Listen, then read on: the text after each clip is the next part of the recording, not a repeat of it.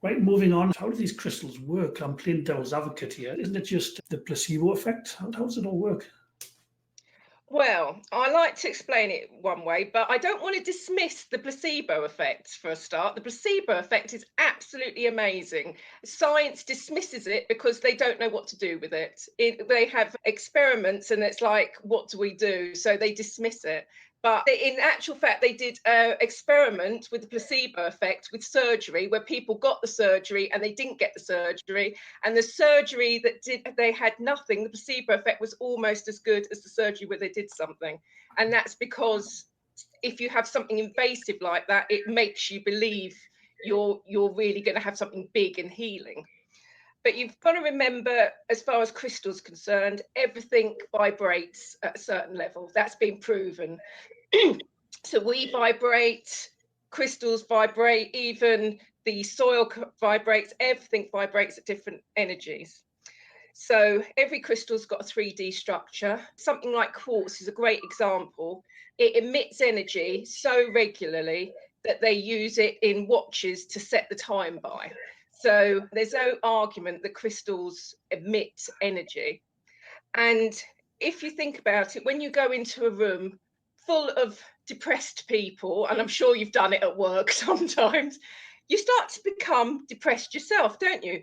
Energy begets energy, and the bigger energy sort of overcomes your own.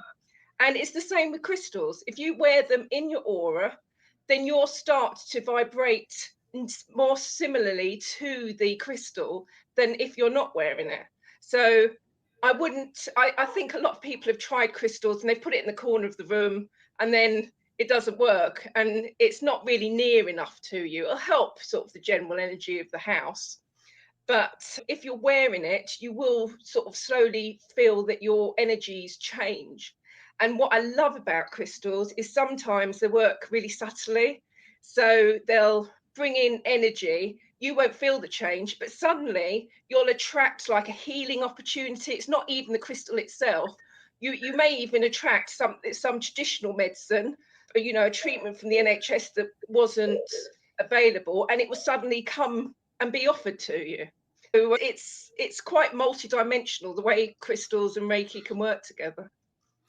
You brought in some interesting points. What you said about the crystals, sorry, the quartz being used to time people a watch to the, Yeah. accuracy within goodness knows, what millionths of a second or something. And as you say, going into work, if it's a nice sunny day, quite often you walk into work and everyone's singing and got a spring in their step. Conversely, if you walk in and it's raining and miserable, you can almost feel it and cut the atmosphere of the knife as you're walking around work. Everyone's sitting there going, Yeah.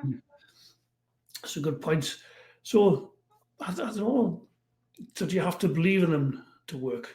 Or do you think they'll do the thing anyway? I think it helps personally to believe in it. I mean, why would you use something that doesn't?